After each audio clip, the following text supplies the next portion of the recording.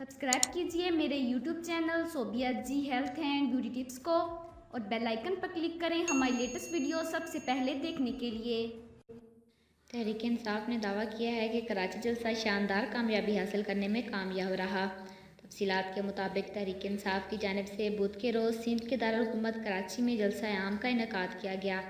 तहरीक इंसाफ ने पाकिस्तान के सबसे बड़े शहर कराची के इलाके अलादीन पार्क के करीब वाक़या मैदान में जलसे का इनेकाद किया। जलसे के लिए तहरीक इंसाफ ने भरपूर तैयारियां कर रखी थी। जलसे के हवाले से तहरीक इंसाफ का दावा है कि जलसा शानदार और कामयाब तरीन था।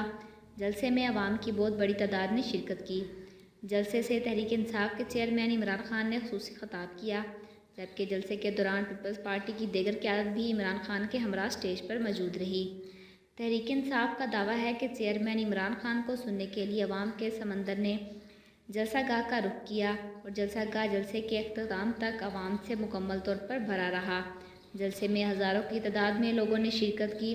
दूसरी जानिब मीडिया चैनल की जानिब से जलसे के हवाले से मुख्तलिफ दावे किए गए हैं।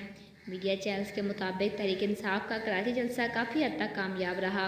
इमरान खान की तकरीर के दौरान बेशतर टीवी चैनल्स ने जलसा गाह के फ़ज़ाई मनाजिर भी दिखाए।